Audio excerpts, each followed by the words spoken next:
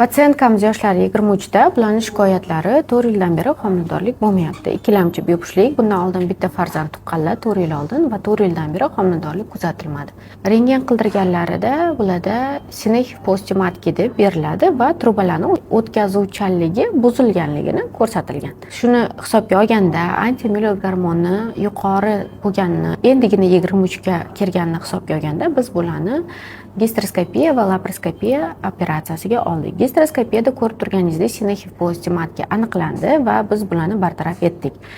Чтобы qayta sinexi qaytalanmasligi uchun olingan qonni sentrifugada aylantirib, ya'ni PRP terapiya именно subendometrialni o'tkazdik.